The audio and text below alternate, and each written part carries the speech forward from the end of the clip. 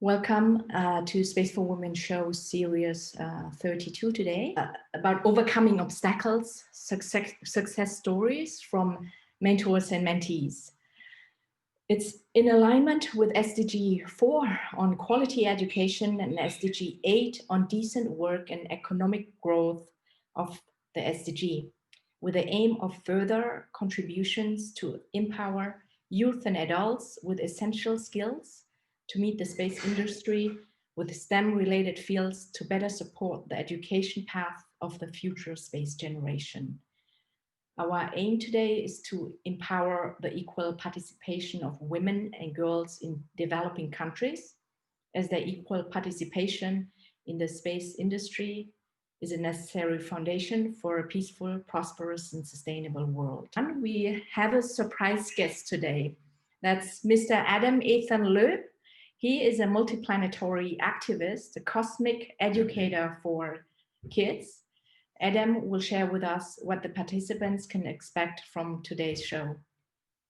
Hello everyone, and thank you for having me in the show today.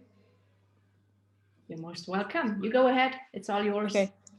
Today, you will be joining an interactive discussion on how can we increase engagement and access space sector for women in developing areas, places where it may not be culturally acceptable, okay?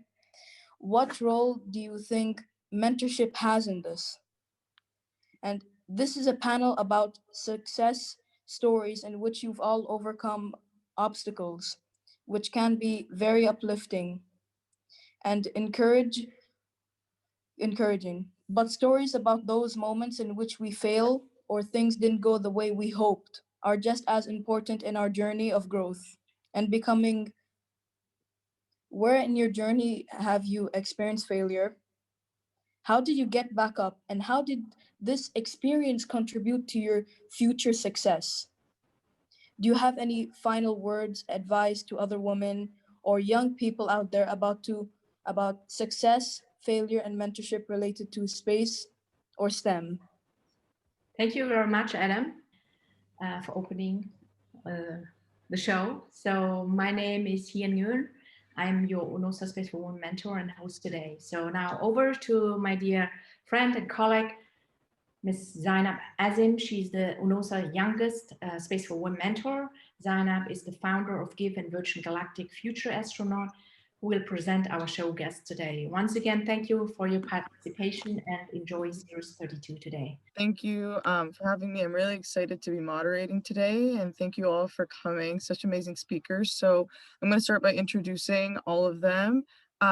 First, we're going to have Dr.Srimathy speaking. She's the founder and CEO of a space organization called Kidz India. And the main goal of Kidz India is creating space awareness for every child in India. She's the recipient of numerous awards, the best being the Regal British Award at the House of Lords and Name in Science from Oxford University. She's the first ambassador to the top 3 space research centers, including NASA, the ESA, and GCTC space camps. Thank you, Dr. Srimathy, for coming. We're honored to have you. We also have Maya Nasr here today. She is a native of Lebanon, also a fellow UNOOSA Space for Women mentor and a PhD student in the Aerospace Engineering Department at MIT. She's currently working on the Mars Oxygen ISRU experiment for NASA Jet Proportions Lab. Previous projects include work at NASA and MIT and with Imperial College. And as part of the Space Generation Advisory Council, she works in the space weaponization, space ethics, and human rights and space resources, which has the goal of space disarmament and peaceful use of outer space. And next we'll have Nikhitha. She is an Indian-based space enthusiast, Dr. Kalpana Chawla's scholar from International Space University. She's a motivational speaker and a social impact entrepreneur. She's a so-called mogul for her dedication and passion for space and STEM education. She's also the co-founder of the Society for Space Education Research and Development, with a mission to open a space frontier to all by promoting space education. Thank you all for coming today. And so we'll start off with Dr. Srimathy's presentation.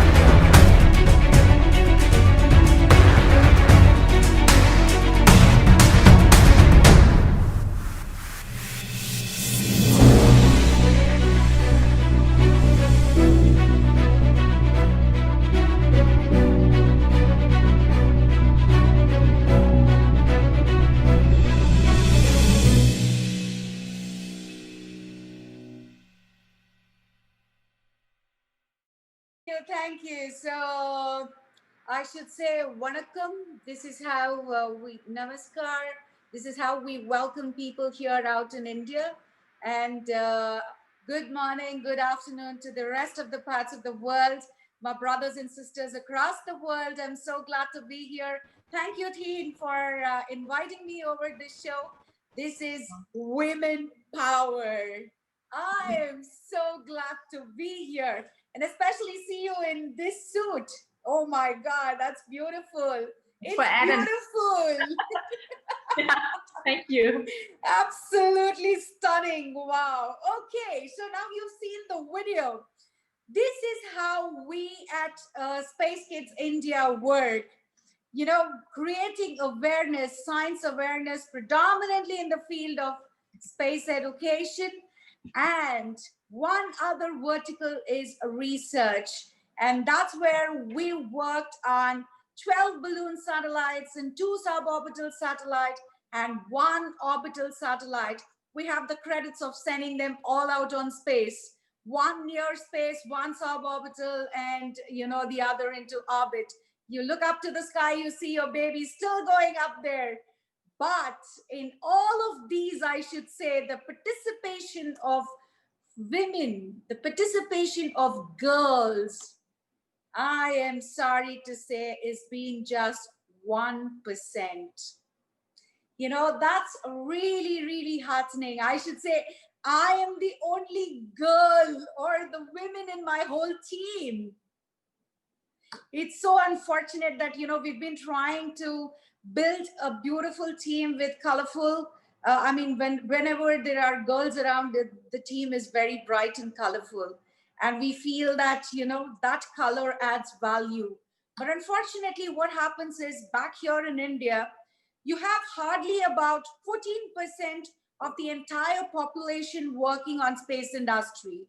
And in that 14%, you hardly have about 3.8% of women working in the space industry. I think the rest of the world also, I should say it's only 30 or 35% that's working in the entire STEM. And women are always given the backseat. They feel that men feel that, they are very good with technology, only good with art and culture. And I think we are breaking that barrier and being the only organization in India, a woman-led organization who's come forward, breaking all the barriers and said, yes, we can launch satellites. We can launch satellites. And that too, it is not with PhD holders or IITs. It is with rural children.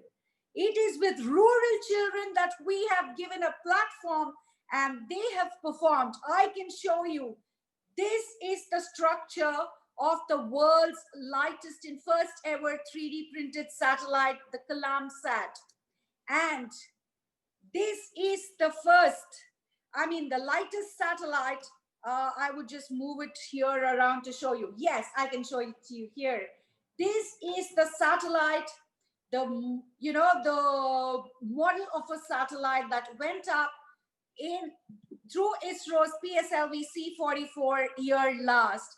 And this is again said to be the lightest satellite built by students of India. My team lead, Rifat Sharu, comes from a remote village. My chief technologist comes from another remote village. So we have handpicked these children and given them a platform, mentored them, and put them at a pedestal where today they are flashed in Forbes magazine. What an honor, what an honor. It all depends on how you're able to mentor your students, how you're able to create that aura for them, a scientific aura for them, and how you're able to nurture their talents and kindle their smallest instincts, incentivize them, create a good team where there is a team spirit, and that's when wonders are created. I would like to narrate a small story. I know I wouldn't want to take too much time, but there is a short story about how we built a balloon satellite with an all-girls team. We won the Asia record for it. And first ever time, there was a girls team. We've handpicked about 15 girl children, and they all come from technology background. They were working, I mean, they are studying aerospace and electronics and computer science engineering. They come from small town. They come from small town of Tamil Nadu, and we handpicked them. We brought them to Chennai to our organization. We worked with them for almost 3 weeks. 3 weeks we worked with them. We taught them every detail of it. But you know what? We had to teach them even body language. Forget the electronics. We had to teach them confidence, self-confidence. That was a pity, because most of these children who are from these rural towns, they lack self-confidence. Though they have knowledge, the expression of thought is very limited, because they are always sabotaged. They are always sabotaged, saying that women in India are made to get married. You know, the priority is after your education, you get married. You are, you know, having children, and women's priority is family. And space is very, very distant. Now children are coming far and large with computer background, but space, you know, there was, okay, let me tell you about this team before I go there. So this team comprised of 15 girl children, and each one, it was very difficult to put all these, you know, into one box, into one thought, because it was very, very difficult. They come from different, diverse backgrounds, and children always had the thought, okay, we are going to study and we are going to get married. Because anytime you ask them, what are you going to do in space? They say, oh, space, we don't know, ma'am. You know, an aerospace student, mind you, an aerospace student, and you ask the question, what are you going to do after your graduation? She says, I don't know, ma'am. My parents probably will, you know, get me married. 4 years of technology studies. What are you going to do with that? I mean, if you're not going to inspire another girl child into this field, what is the point of education? So that is why we are working with the government. We are working with the colleges and schools, right? Nip it from the bud. So we want to pull this attitude from children as young as 4 years when they are in schools. We want to teach them that they need power. They are born in this world for a purpose. They need to give back to the society. They need to think about different subjects, you know, and you look up to the sky, everybody is amazed to see the stars, to see the moon. They love to go to the moon. But, you know, one child, she asked me, ma'am, I can't question you, you know, because there are a lot of boys here, but can I question you in private?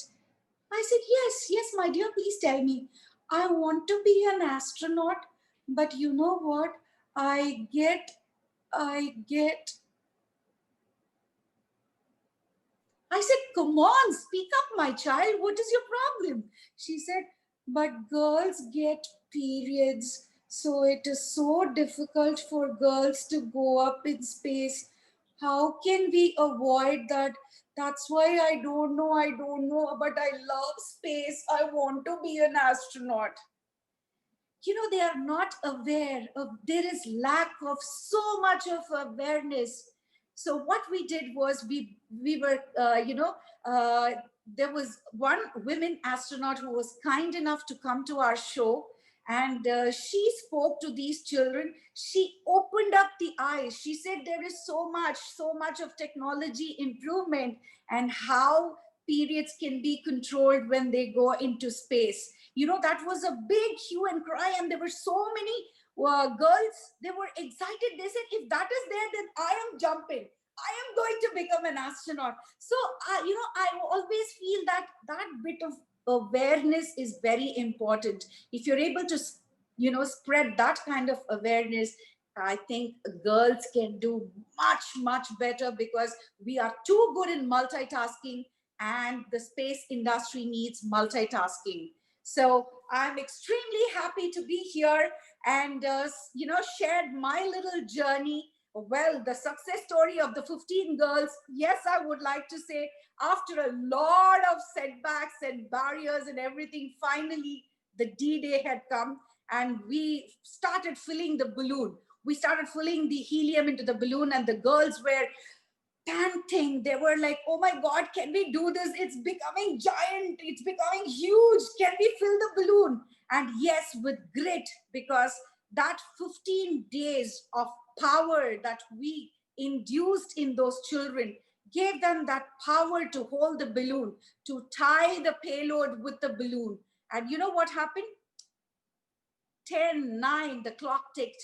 When it was 2, 1, 0, the balloon popped up, but it didn't go. It went, and the entire crowd laughed. There were boys, and all the boys of their classes and the junior classes, they started hooting. You know how nastily they commented? They said, hey, that's why girls shouldn't get into space industry. That's why they cannot do all these. These are men things. These are meant for boys. Sorry, Right. Dr. One girl turned and said, you know what, just finished. She said, wait a minute, we know how to rectify this. They immediately pulled, minus the weight. The mass was too much. They minus the mass, and in 2 minutes, the balloon flew high. They retrieved it so beautifully. You could have seen those girls with black t-shirts in the video. Those were the girls, and beautifully retrieved and got their payload safe. So a woman thinks if she can do, she can really make wonders, because when she can give birth to a child, she can do anything on earth. God bless each of you for listening to this. Thank you so much for the time. Thank you, Dr. Srimathy. Thank you. That was an amazing story. We'll move on to, okay, Yeah. Nikhitha. Hi everyone. First of all, I would like to thank Kian for inviting me to this show, and I'm so happy to be part of this. So I do have a few things to share along with all of you. Let me share. Great. Thank you so much. Yeah, so welcome you all for the Space for Women show. And I'm going to share a few things that we at SSERD have experienced and have done quite some work in the women or girls in science or STEM, or like, let's say, space sector, and few of the personal learnings as well. To go forward, like here or anywhere, if we ask the students or tell anything about space, they really get motivated. They really get in, they kind of are so curious. They start asking questions and stuff. And sometimes the knowledge is limited to one particular sector, right? They would just talk about stars and planets, and they would forget about the technology side, that's rockets and satellites. Sometimes they also forget about astronauts, or for a few students, astronauts are the only thing that comes to their mind when we say about space. So basically, um, we understood that students don't know what exactly is space, or what are the different sectors in space, uh, because we have seen, and I personally have seen, a lot of my friends and my juniors and my seniors in the university got into aerospace engineering thinking that they would study about stars and planets. Most of my friends actually thought they would become pilots by doing their 4 years of engineering. I mean, that's something very scary, isn't it? 4 years you're studying and you really don't know what you're studying, and you really don't know what you would become later. So that's kind of something that bothered me and my partner at SSERD, and kind of wanted to solve this or tell everyone what exactly is space, or create that awareness. And that's when we started off SSERD with a vision to basically prepare everyone, or to prepare the community to be part of space revolution. We've heard of one or the other revolutionaries, like industrial revolution, global revolution, or like, let's say right now, IT revolution. But we're also part of something called a space revolution that more most of them don't know about it. And this became our vision, that we just need to tell about space, or tell about how are we being part of space revolution, and are we ready for this? And then we set up few mission and vision, and then we started off a few programs under that. This is our first program, in fact, which is called Astro Space Camp. We did it in 2017, and as I said, students didn't know what they have to take, and we realized that whom we should tell about all this are the young students, as in they are the one who would be studying in school, right? Because this is when we dream of, okay, I want to become this, I want to become a doctor, I want to become an engineer, I want to become a police, or whoever it is. We all start dreaming when we are in school, and that's when we started focusing on the school students, and we did this first ever program. And we really concentrated on those students who really can't afford to go to NASA space camps, because in India we have a lot of the students, or the majority of the people here really can't afford to pay 3-4 lakhs in Indian rupees to really go to NASA for 5 days and come back. And that's when we designed this space camp, wherein students get this similar experience of meeting scientists, meeting really inspiring people, do the activities hands on, at the same time go for a field trip to some space related places, everything together. We put together, and like we made this program called Space Camp, Astro Space Camp, which kind of for the first time brought 100 plus students from the whole India. And from here we started concentrating more on school students, because we realized that here is where we can make the difference. And as I said, when we say teach about space, it's not just the theory which we teach. We make them build the things, because that's when they remember, and that's when they learn few things which they can't forget forever, right? Like, let's say, putting the things together, like building the rocket, building a rover, be it building a drone, or seeing through a telescope to building their own telescope and seeing how it works. Hands-on education. We talk about STEM. It's all about hands-on education, isn't it? So that's how our whole education method in SSERD is what we follow. And of course, while we were doing all this program, there was one thing that I noticed. Me being one of the women co-founder, whenever we used to do program, there used to be either very few girls, as Dr. Srimathy was telling, you know, sometimes you don't see girls at all. Like that happened in our programs. We really don't see girls. And sometimes there are like 1-2 girls when there are like 10-20 boys. I was like, why is this happening? And I used to feel really bad. And then I started thinking, what can I do to bring more girls into this?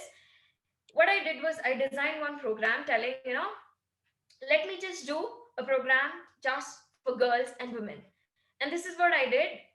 In 2018, I still remember, I planned this program, one-day program called as Space and Astronomy for Girls and Women. You will not believe we had 200 girls and women who signed up and who joined for this event, and who again came from all over India. So I realized the mindset that in India, people or parents think that it's not secure to send their kids in the like as an open event, right? So when you concentrate just on girls, you will have people who will come and show interest. You could see the result here. I had women speakers. This kind of motivated the girls or the women who came in. And it was wonderful event, it was successful event. I realized what was the problem, because I got the chance to speak one-on-one to every girl and every woman who had come there, to ask why did they attend this, and why they did not attend any other program. So we got to stress on what they get or what they were missing out, and we can really make changes. After this, we did another program called as Girls in Space. It's like Girls in STEM series, but particularly in aerospace sector. Again, here we had around 250 girls who applied, and then we started doing it in different batches. We took 30 students every batch, and we started giving them training on not just engineering aspect, in fact the space law, space medicine, astronomy, astrophysics, whatnot, everything that's related to space. We started telling them, and they again got the chance to do hands-on activities. The special part of this is I heard from few of the girls here telling that they want to become a space lawyer. And I heard few girls telling at the very beginning of the show or the whole program, it was a 6 weeks course though. At the very beginning of the program, one girl came telling, Ma'am, I want to do space farming. Okay. So I could really see, the girls who came here with the various mindset, and it was wonderful. We also had one session just about entrepreneurship for girls, because I really want to pull these girls into entrepreneurship as well. And we had one of the example, or we took these girls to meet one of the space startup which had women founder, right? You can see the last picture, Neha, who is the founder of a startup called as Astro, which is actually working on space internet. And the girls were so motivated by listening to her. And here what I understood is, girls just don't want to listen to the things, they want to see the proof. They want to have someone as guide, they want to have someone as mentor, they want to have someone as their role model. And we as educators need to create or show them, these are the people who have been successful in their career doing different things. And that's when, like, really girls get motivated and do what they want. So that's one thing we realized with this program. And of course, throughout any program we do at SSERD, we make sure that we bring in the women speaker, because among 100 audience, if we would have, if there are two girls, I want those two girls to think that they can do something, right? And I make sure that there is one woman speaker to inspire at least those two girls who are there. And I think this is what we got to do in every program, try to show the women who have worked in the sectors. For example, all these people, Nico started as an astronaut. We have Deepika, who's a space lawyer. We have Devlita, who's an entrepreneur. And then we have Dr. Annapurneshwari, and then we have Dr. Parshati Patil. These are from astrophysics background. We just keep telling them, you can get into any sector. We have the role models, we have the examples, successful examples. You could be one of them. That's what we concentrate on. And of course, we in SSRD don't just concentrate in India. We also look into other countries where there is no much space knowledge, because I can say today, or India is or Indians know much about space because we have ISRO here. ISRO motivates us. ISRO lets us to know more about space. But look at these countries like Mauritius, Sri Lanka, Ghana, and then Singapore. All these countries are the countries which never focused on space at all, because they had their set of problems, and there are students who want to learn about space. So we went, or we were invited to these two countries to teach about space. We went to Mauritius, wherein we taught around 20 African delegates to do the space education and outreach in their own countries. We went to Sri Lanka to talk about space. That's what we do. And not just that, we also have a branch in Philippines. Here again, uh, these students are so curious to learn, and we started teaching them virtually. The whole world is getting into online learning now, but we started it 3 years back to start teaching online and getting the whole community to know about space. And it's wonderful. At the same time, in here in India, we also go to rural regions as well. It's not just the urban. We kind of touch upon the rural regions with the help of volunteers. We have volunteers across the country and in few regions around the world who go and teach. That's the model that we want to work. Anyone who comes to SSARD, we want them to learn and go and teach back. That's how we can kind of go to more and more people. Of course, the COVID situation made us go online and teach more and more students. We touched upon 50 plus countries during this pandemic, teaching up to 15,000 students virtually. I mean, I'm pretty sure we couldn't have done this if there was no COVID. So one way I'm very thankful to COVID that it let us teach more and more students across the world. And as I said, we just don't concentrate on engineering.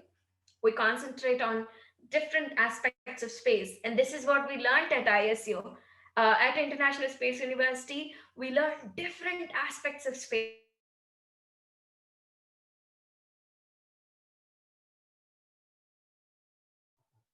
Are you there?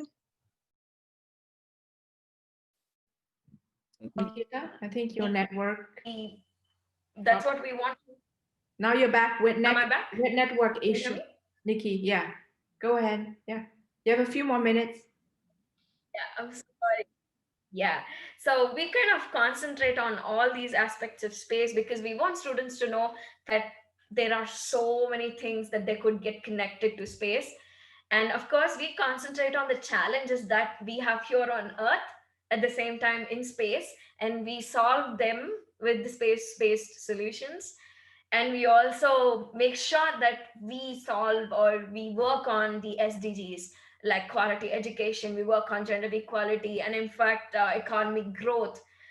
More importantly, peace, justice, and strong institutions. We are so welcome to collaborations across the world, and that's how we can make the changes. And I think space is something that just tells us that we all can be together and work together, achieve together.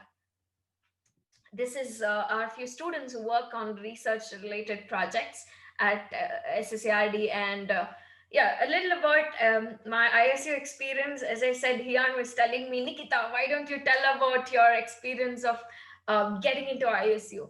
First of all, getting the chance to go and study at ISU is one of the big things that happened to me. And I got the chance to meet several astronauts, including the Buzz Aldrin, and got the chance to meet very big, I could say the famous or uh, you know big professionals in the space domain itself. And I also got the chance to work on a very important project called as Space for Urban Planning, where I and Hian were in the same team.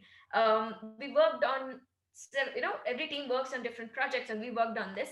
But more importantly, I got the chance to go here where the fees was 18,500 euros, wherein I got the scholarship, which is called as Dr. Kalpana Chawla Scholarship, which is given for an Indian woman to go and take up this course over there, which I got it in 2019, and I'm so thankful.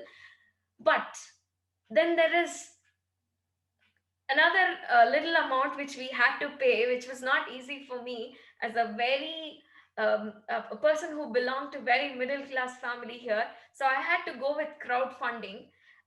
It's very hard for someone to go and ask someone for helping, particularly the money. But I had to do it, and I really had few people who helped me, and those people who helped me are one, the students whom we taught, right? Their parents came and helped me. And then there were a few people who found my profile on LinkedIn who really came and said, Nikhitha, I'm going to give you this amount. In turn, what you need to do is you need to prepare 5 more girls just like you. That's what I was said. So those are the people who come and support, and with all their support is how I could go to ISU and learn and meet a lot of people. This was the best thing that happened to me. And yeah, and then yeah, recently we were also on in fact our SSERD story was shared on UNOOSA Space for Youth initiative. Very thankful to that team and UNOOSA again. And that's it about us. I think I exceeded the time. Thank you very much for the opportunity. Thank you, Nikhitha. I wish that all of you could present for much longer. All of this is very interesting, and your point about all these kids having these dreams, in these rural areas. every child has dreams, no matter where you grew up, where you are. But unfortunately, there's this growing difference in who has access to the resources to sometimes achieve those dreams and opportunities. So it's really amazing to see that you have opened this space camp, because again, it's very hard for some people to go to America and, you know, pay American dollars. It's very expensive. So it's beautiful to see that you're doing that, and even more so, trying to get women engaged, because even within your program, you saw that there weren't enough women. And that's what Space for Women is about. It was wonderful to see you being featured on UNOOSA's website. It was amazing work that you're doing, that you're all doing. So thank you for that, and lots of questions that I want to ask later. Now we'll move on to Maya, and thank you for speaking again. Sure, awesome. Thank you so much for having me. And thank you, Nikhitha and Dr.Srimathy, for the presentations. It's really awesome to hear about all your initiatives and your work. It's very inspiring. And I wish we had something similar like that back home in Lebanon, for accessing a lot of the things that, as Zainab just mentioned, are just lack of accessibility for a lot of these things for different countries. So I'm going to be talking a bit about my story, about my path to aerospace engineering and to the world of space, and about my experience as a mentee in the UNOOSA Space for Women program. So let me share a few slides that I have. Let's see. One moment.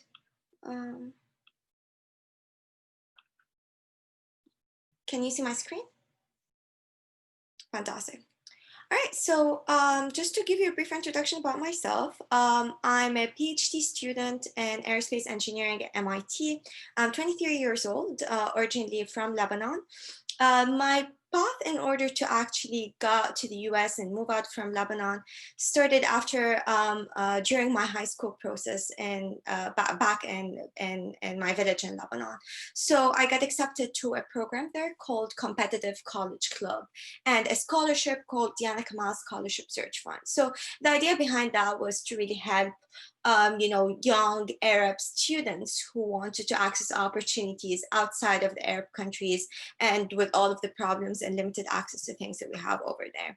So with that program, I was able to get accepted to MIT. I finished my bachelor's there in aerospace engineering in 2018, and right now I'm working towards my PhD, hopefully graduating in 2023, 2024. So as I mentioned, I grew up in Lebanon, and I actually grew up in the rural part of Lebanon, up in the mountains. It was really lack of access to a lot of basic opportunities that other students could have in terms of, even in our education, in terms of accessing hands-on experiences, accessing a lot of the things that other students in the major cities in Lebanon and in outside of the country had access to.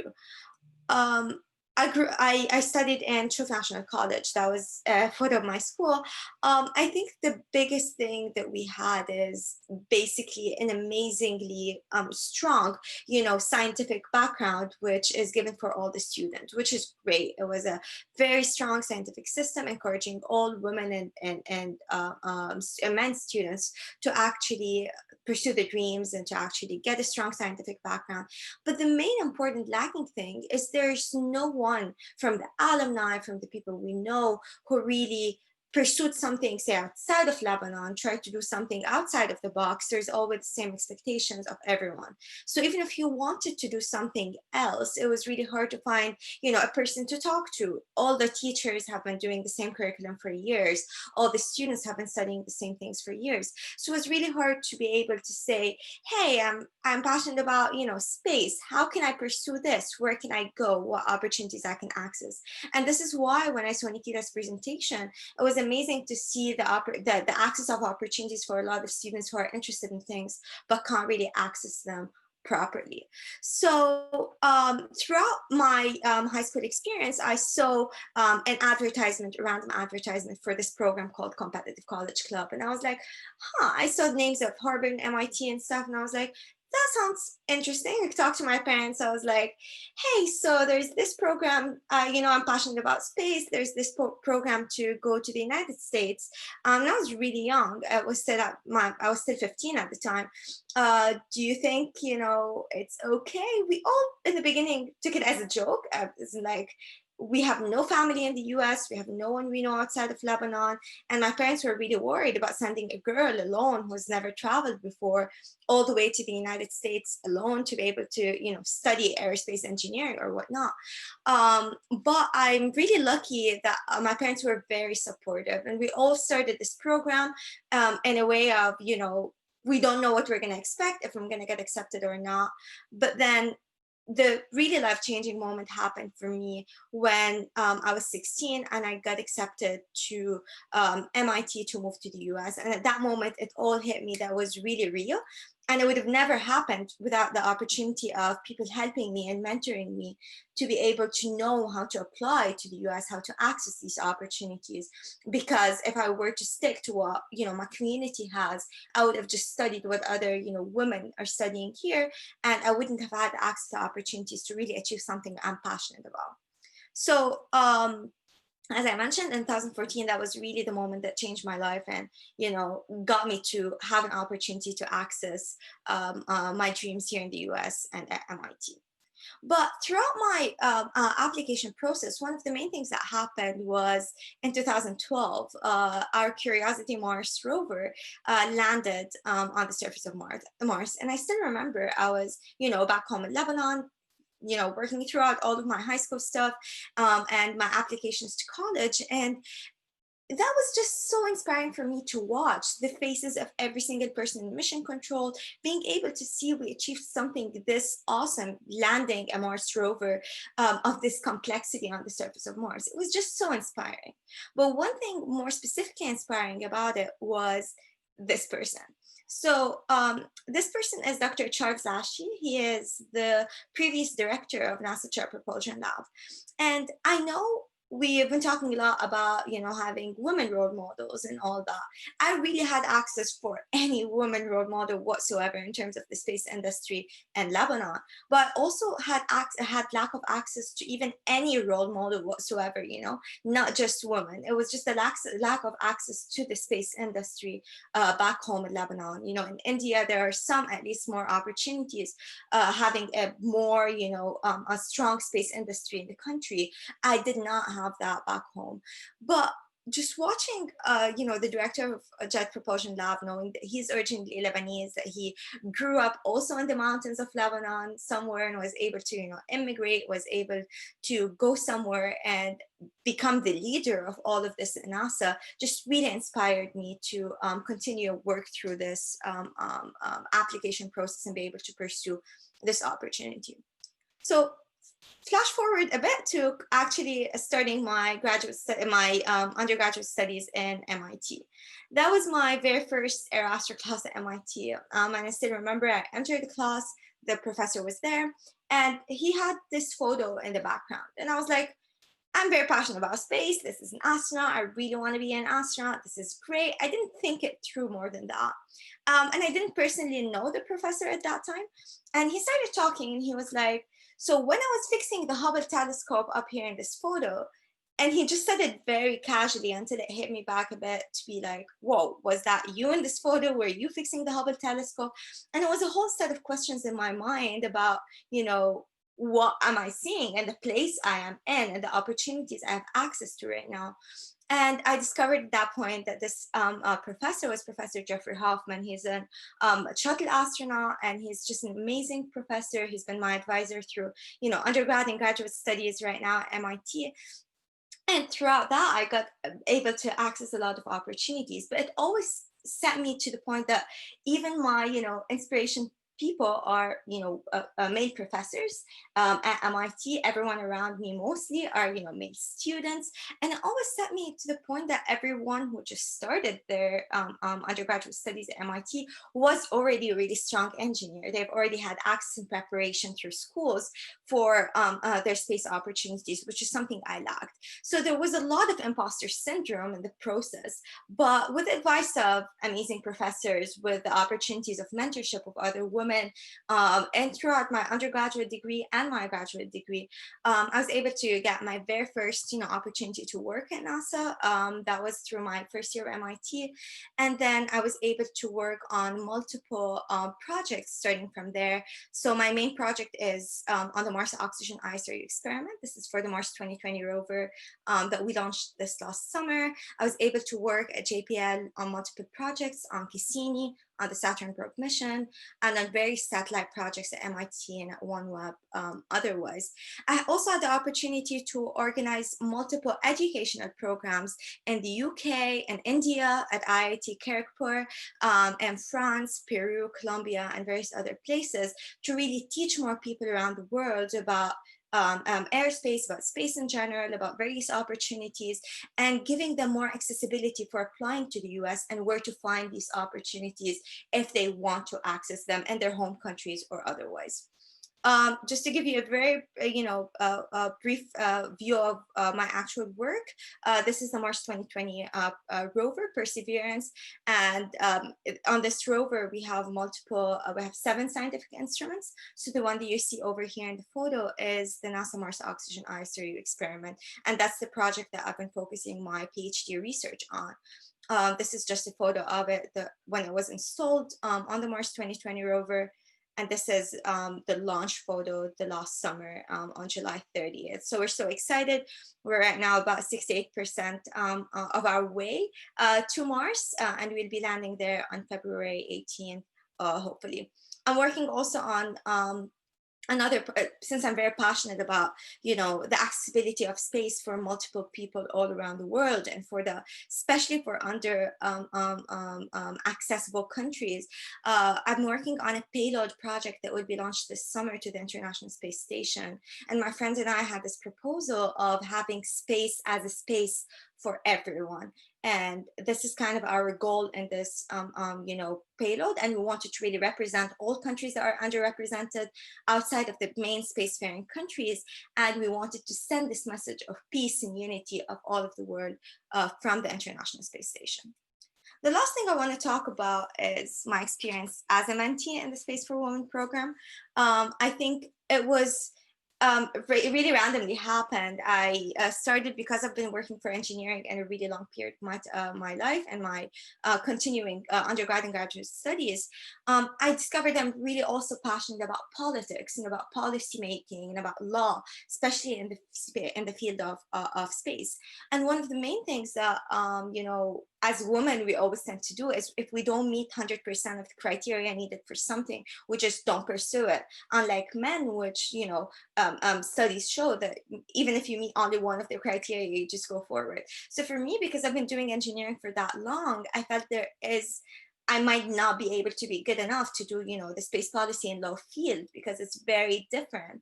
And I talked to Dr. Srimathy, who's also one of the UNOOSA mentors, and she's wonderful to see someone like her as successful in the space law and policy field, and to be able to have her as a guide and as a mentor in all of my work. It was amazing. And I was able to meet a lot of the other mentees in my group and talk to them, and they're all amazingly successful people.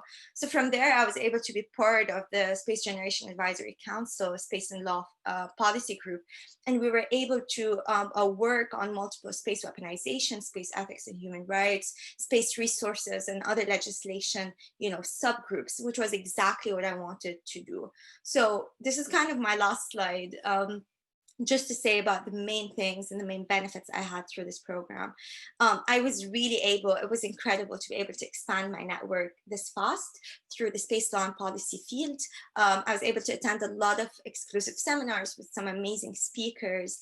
And again, I want to re-emphasize the fact that it's not just the speakers that were amazing to network with, it's also the other mentees, because becoming part of SGAC and the other opportunities I had are all from having one-on-one chats with the mentees themselves, and me helping them out with engineering stuff, them helping me out with space law and policy stuff, and we all exchanged a lot of experiences, mentored each other. And it was also interesting to see some of the mentees that were on the group, and how supportive they are for women opportunities opportunities and how much they're working to help women, you know, get the opportunities and the access to things needed. So it was generally just an amazing experience, and just made me realize the importance of mentorship every single time in the area of space. Thank you, Maya. Wow, that was really great to hear how mentorship has played a really big role in your journey, especially, you know, back in Lebanon, not maybe having the same opportunities or access to resources, but then being able to have these professors mentor you. And now as a mentee in the Space for Women program is beautiful to see. And the work that you're doing with MIT and these programs and giving that back and trying to mentor in your own way these other people so they can have access to these opportunities is really great to see. And thank you for sharing your story with us. So Hien, should I move on to the Q&A portion? Sure. So you guys touched on you know, these programs in more rural developing areas, specifically in India. I hope to see more in Lebanon maybe one day. Maya, you can start that. But you know, you also mentioned that there's not many girls. I mean, you're trying to increase that engagement, but most of the time there aren't a lot of girls.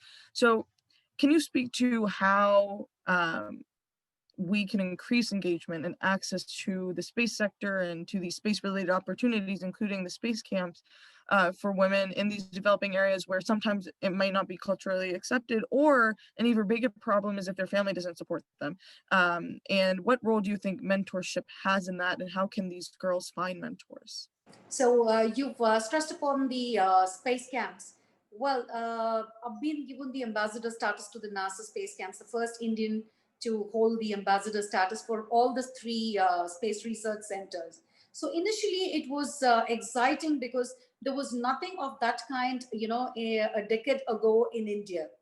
And, you know, this was exciting for me to take children from here, because we were all reading through the textbooks about space research.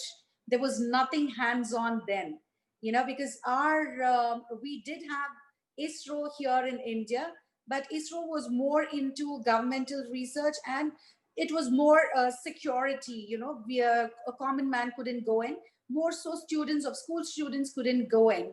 So I thought, you know, you have to create scientists as young as possible. So you have to give an opportunity to school students. And hence I was able to take them from here to, you know, the three countries, US, Europe, and Russia, and give them the hands-on experience of space research. So that's where, you know, they started learning about what is a rocket, how does a satellite look like, and they started making paper models and everything. And the affordability was a big question mark, because not everybody is affordable enough to go there. So what we did was we created these space soldiers. You know, these students who actually came with us to NASA, ESA, or GCTC transformed themselves as mentors, as space soldiers, and they would get back to the schools and they would speak about their experiences, not only about their experiences, but again, all the experiments that they performed at these three camps, they excited the same thing here, exercised the same thing here, and taught to the normal students here who were unaffordable to go there. And similarly, we started these programs in rural India, and it was a real hit when, you know, we started making these paper rockets and water rockets. It was exciting for the children, you know. So they were not you know, thinking whether we are in NASA or ESA. In India, if we are able to do this in our own hometown at a very meager cost, because cost plays a very important role, then that is the biggest happiness. So that's where, you know, we were able to almost educate about 6 million students, and you know, create this army of space soldiers. So that's how we've spread, and we took this all the way to countries like Dubai 3-4 years ago, where they did not have a space program, to Nigeria about 5 years ago, when they did not have any space program. So this is how we extended to our brother countries and sister countries, you know, and we were able to bring in more children and create this awareness. So this is how we are working, Zainab. Wonderful, thank I you. just wanted to add a small note on this. A lot of times when we talk about the access of opportunity, especially for developing countries, we have the assumption in our minds that, you know, things are in the US and Europe are in an amazing shape and the participation is great. I just wanted to know that, especially in a lot of places I've worked in Europe, and you'd have a class of about, you know, 200 aerospace engineering students per class, and you'd have 1 or 2 women in the entire class. A lot of times we didn't have, you know, even the things that you don't think about, like not having a women's bathroom in a lot of the engineering buildings that like when I was working there, I'd have to go 2 buildings across to be able to access a women's bathroom. And this is, we're talking in London, and a lot of places will be considered as, you know, more advanced. So the problem, the approach that, you know, Dr. Srimathy just talked about is really applicable to a lot of the other, you know, even, you know, what we call the technologically advanced countries, which have really also big problems when it comes to access to space for women. It's very male dominant. Absolutely. Very rightly said, Maya. Yeah. Maya, very important point about I speak when I talk about education too, is I never say we should use the model that we have in what they call developed countries, because it's not even working here. So why put it anywhere else? So you know, you guys have shared your success stories. You guys are doing amazing work and helping other people do amazing work as well. And obviously you've had to overcome obstacles, be it as women or women of color. And that's very uplifting to hear and encouraging to hear for the people watching.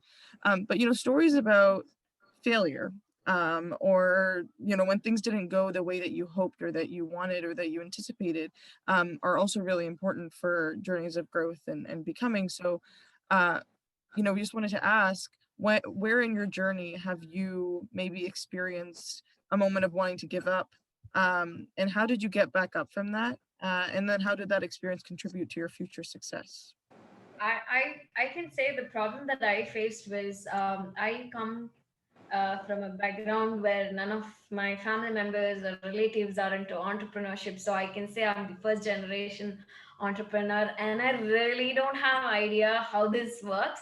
But what I knew was just to go teach students and help. And and I don't know, I have to say, a good luck or bad luck, I started off with not-for-profit organization at my highest point of time, where I had to take on one or the other career, and my parents wanted me to earn. So that's where I felt like, you know, if some kind of unstable position and a point at my career. But then yes, I continue to take care of SSERD, and I, at that point of time, I really wanted someone to help us, you know, guide us to run such kind of organizations, and that's what I missed. And then I kept on learning through others how they do, reading stories, learning, listening. Yeah, that's how I overcame all these things. Otherwise, there's no much of I can say failures in my life, hopefully till now. But yeah, let's see how it. I don't know. Yeah. So instead of the final words, I'll just say, because mentorship is really important, and this is, you know, a panel about sharing mentorship stories and mentee stories. Do you have any advice for, you know, anyone watching at any level or stage of their life, whether you're young or old, well into your career? How do you find the right mentor? You know, where can people look, but also what qualities should they look in for a mentor? You know, because you can try and reach out to a super successful person, doesn't mean that they're going to be the best mentor. So any advice on that? I think personally, when so I've organized multiple like mentorship programs in graduate women at MIT, and the way I pick mentors, we look at, you know, the parallels and similarities in the areas of interest. That's extremely important, because again, as Nikhitha mentioned in her presentation, a lot of people think the space is just a broad word but don't know exact specific details, and a lot of times your interest might not be exactly the same as that successful person in the space industry. So that's very important.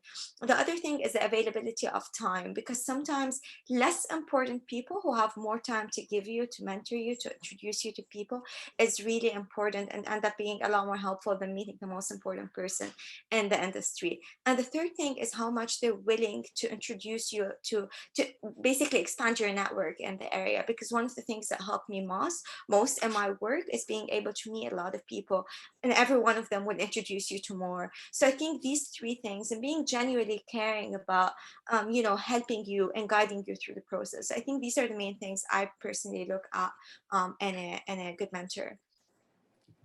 Just if I could add one or two words from Maya, I think, on a personal note, they need to give you that confidence, first thing that, you can do, that kind of a confidence and grit, and especially for a girl child, because, if you have one problem for a male child, you have 30,000 problems for a female child. So, you need to give that confidence and say that I am there behind you.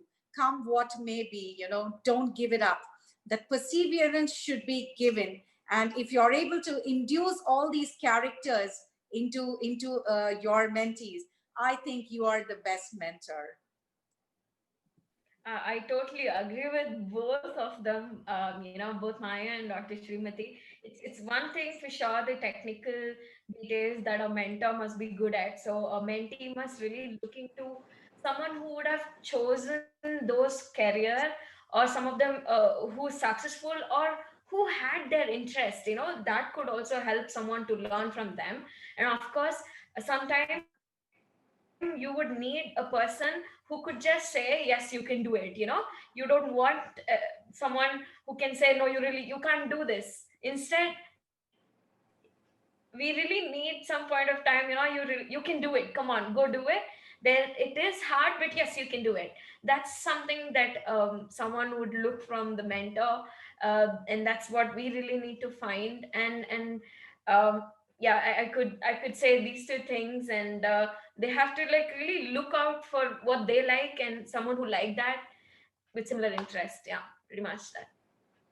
Yeah, that's all great advice. And the points about, it's not always about the most important person, but who can make you feel confident, as Dr. Srimathy, you really highlighted, and care for you, but also, give you their time and connect you to resources as well. So that's great advice. I'm going to use that advice as well. And, with the Space for Women network, that's a great place for any young girl or even, young boys to look for mentors. There are amazing, amazing women there. Yeah, so thank you for sharing your stories. I'm going to pass it off to Hian. It was wonderful to get to know you. I'm going to email you my personal questions because this has been really interesting. And thank you for sharing your journeys with us. Thank you. Thank you, Zainab. You were good. You were too good. Thank you, Nikhitha, my dear friend, my SSP alumni 19. Nikhitha was always on my left hand at the SSP last year.